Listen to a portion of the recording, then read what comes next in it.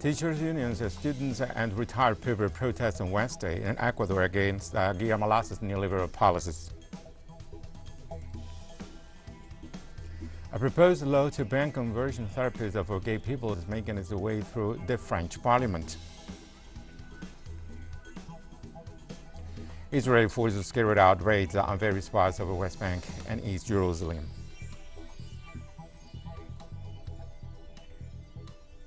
From the headquarters of TeleSUR English in Havana, this is from the South. I'm Prey Gomez.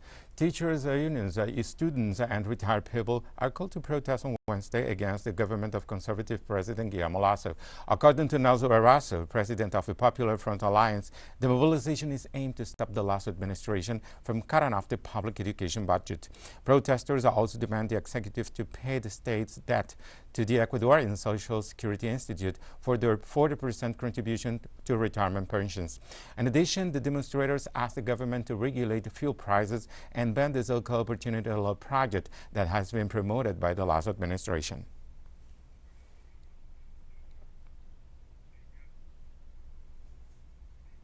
Opposition lawmakers in Chile presented a parliamentary charge that could lead to the removal of President Sebastián Piñera, whom the Pandora Papers investigation accused of having links to the sale of a mining company by his children's company. In the meeting held by the opposition sectors, we agreed to file a constitutional accusation against President Sebastián Piñera. The reasons and grounds of these accusations are based on having violated the principle of integrity established in Article 8 and also for seriously compromising the honor of the country. Our encouragement and our spirit is that this accusation will be presented next week, and we will do everything for that to happen effectively. Around 200 indigenous Peruvians have taken over the facilities of a pipeline station in Peru as part of a protest by Amazon native groups demanding better economic and social support in the area. State-owned companies said in a statement that residents in the Manzanillo district of northern Peru's Loreto region had invaded Station 5 of the pipeline, which has caused the company to stop pumping oil. The pipeline transports crude oil from the northern jungle regions to a refinery on the Pacific coast. Amazonian groups had previously carried out blockades and seizures of all pipeline stations. President Pedro Castillo has pledged to redistribute mineral wealth in Peru and promised to give historical marginalized indigenous groups a louder voice in economic development.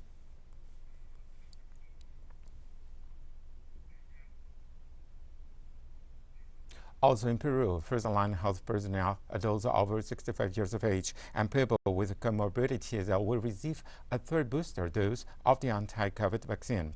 The Minister of Health, Hernando Ceballos, explained that the third booster dose will be with Pfizer and AstraZeneca vaccines. During the ceremony for the Day of Medicine, the head of sector said that just as health personnel are required to have both vaccines in those to work in prison, it is also advisable to protect them with third dose to reinforce their virus protection. Health personnel began on September 26 to apply the third dose of the COVID vaccine to those over 60 years of age, health workers, police officers, soldiers, teachers, and firefighters. Drugstores, pharmacies, laboratories, people with chronic illnesses, and lifeguards are also authorized to receive a third dose.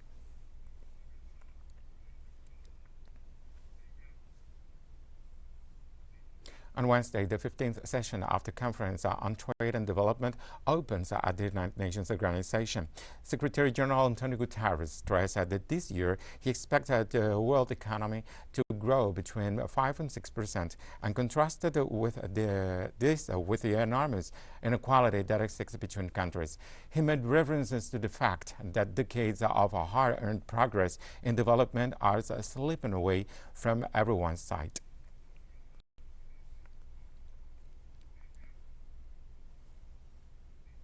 This Wednesday marks the 45th anniversary of the Terrorist Act against the Cubana de Aviación plane, in which 73 people died, a terrible event that Cuba still mourns.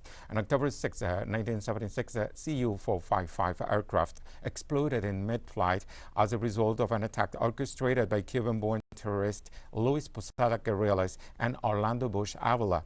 The plane was en route from Barbados to Jamaica with final destination in Havana. All 73 people aboard died after the explosion, which is considered one of the most brutal terrorist acts carried out by CIA agents against the Cuban Revolution. Among the 73 people killed were 57 Cubans, 11 Guyanese students, and 5 Korean artists. Also among the victims of the monstrous sabotage were the members of Cuba's youth fencing team, who were returned home from Venezuela after winning the top honors at the Central American and Caribbean Fencing Championships.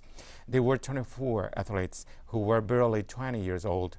They are for Cuba martyrs of the second battle that the island fought, the War on Terror.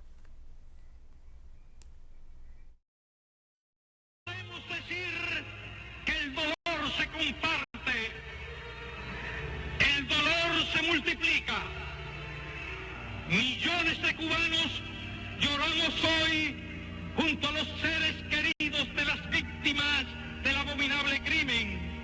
Y cuando un pueblo enérgico y viril llora, la injusticia tiembla. Patria o muerte, venceremos. We'll be right back after this very short break.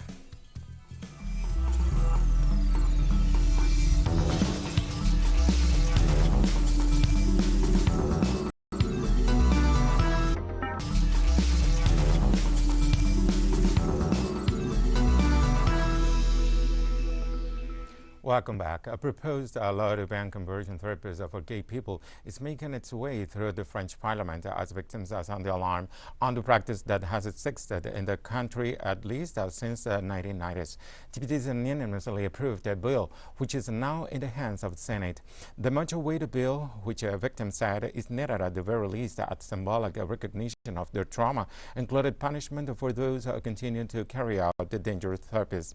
Penalties include 2 years in prison and a $34,000 fine, or 3 years in prison and $51,000 fine if the victim is a minor. The bill defines conversion therapies as repeated practices, behaviors, or words aimed at modifying or repressing the sexual orientation or gender identity of a person and having the effect of altering his or her physical or mental health.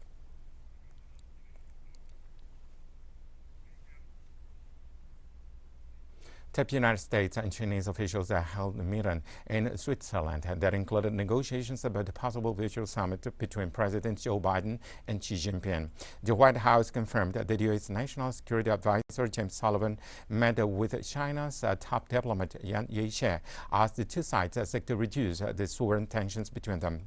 Both diplomats discussed efforts by the two sides to responsibly manage the competition between the countries.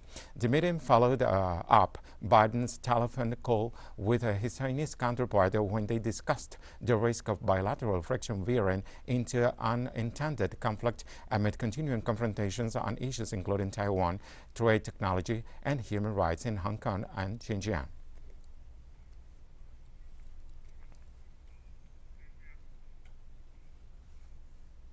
Pope Francis expressed his personal shame and that of the Church at the sexual abuse of children by French Catholic clergy after the scale of the problem was laid bare in a devastating report. Sisters and brothers, yesterday the Bishops' Conference and the Conference of Religious of France received a report of the Independent Commission on Sexual Abuse in the Church, charged with evaluating the extent of the phenomenon of sexual assaults and violence committed on minors from 1950 onwards. Unfortunately, the number is considerable. I encourage the bishops and you, dear brothers, who have come here to share this moment. I encourage the bishops and religious superiors to continue to make efforts so that similar things do not happen. In Spain, it was announced that the price of electricity will reach a new high this Thursday. The new rate, which exceeds 288 euros per megawatt hour, is 60 euros higher than the previous day's rate. Also, the increase of 26% in one day is the highest wholesale market rate in the history of Spain, where gas is a disproportionate burden on the electricity bill because the price of this technology, the most expensive that enters the daily electricity auction, is the same as the price paid for other technologies, including those that are much cheaper to produce, such as hydroelectric power. However, this is not a domestic problem, as all European economies are suffering from higher consumer bills. Spain has already taken some measures such as tax cuts and the elimination of extra payments for non-pollutant technologies, as other neighboring countries have implemented.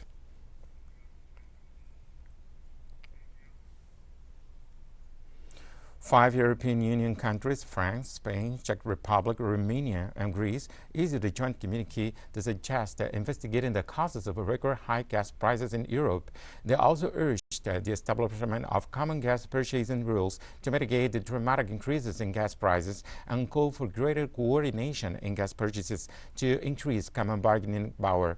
The document calls for reform in the EU wholesale electricity market in order to better establish a link between the price paid by consumers and the average production cost of electricity.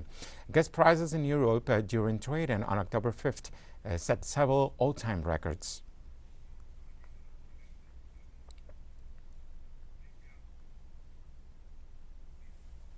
The U.S. Department of Commerce announced that in August, the U.S. trade deficit grew to a record high of $73.3 billion, up 4.2% aside the previous month. So for this year, the increase is 33.7% compared to the same period in 2020. Also for the trading partners with which Washington has the largest deficit. The first is China, which it has a deficit of $28.1 billion, 38% of the debt, followed by the European Union with $19.3 billion and Mexico with $6.6 billion.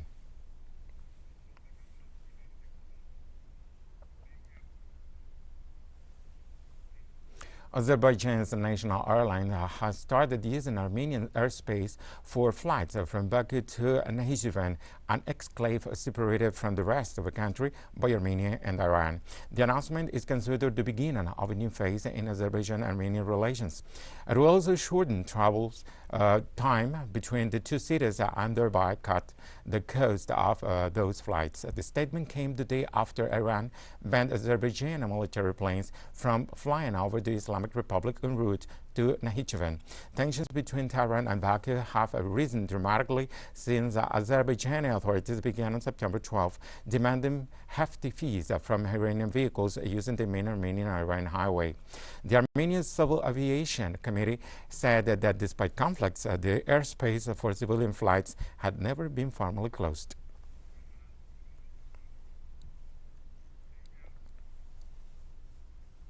Germany's Benjamin List and David Macmillan of the United States won the Nobel Prize in Chemistry.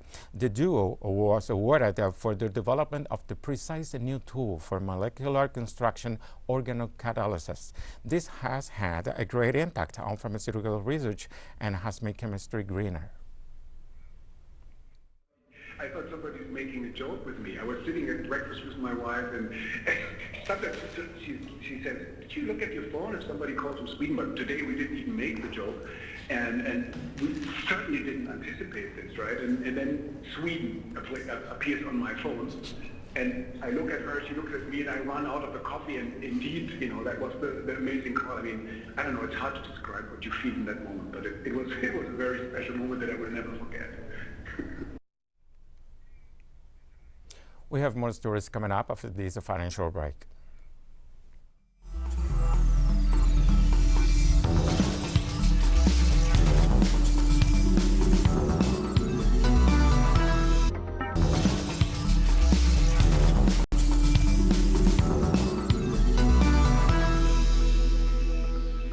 Welcome back. Israeli forces carried out the raids in various parts of the West Bank and East Jerusalem. According to local news, 10 Palestinians were detained in the West Bank and 10 in East Jerusalem, where two Palestinian children aged 13 and 16 were among the detained. Israeli forces, which frequently raid houses in the occupied West Bank and East Jerusalem, are detaining Palestinians on various allegations.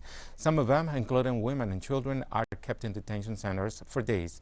Those detentions have become commonplace in the area.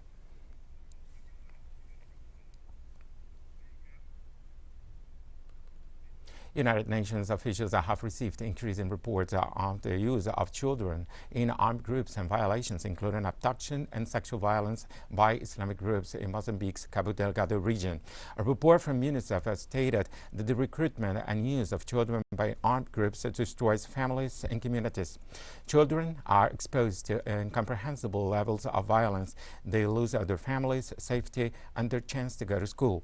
The recruitment and use of children is a grave violation of international law and a part of territory of northern Mozambique controlled by armed groups. Officials consider that thousands of children are at risk, and despite humanitarian access improving gradually in Cabo Delgado, no abducted children have been released. The railroading of children into the conflict had been reported by non-governmental organizations.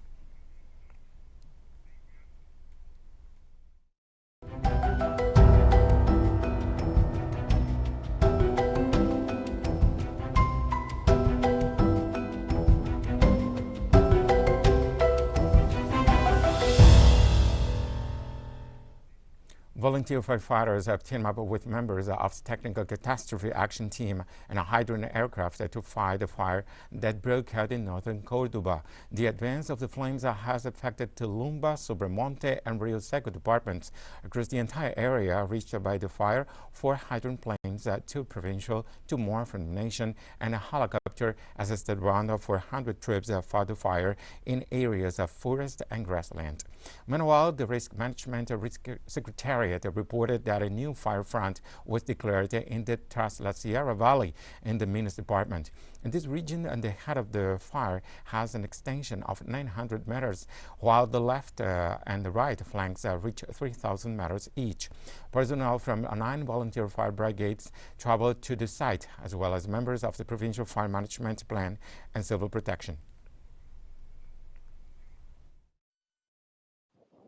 We are in danger because of this fire. This fire is dangerous if the wind continues like this, and it will reach us. We are working intensively with more than 457 personnel deployed, mobile units with forestry equipment to work in places that are difficult to access, and we will continue to do so.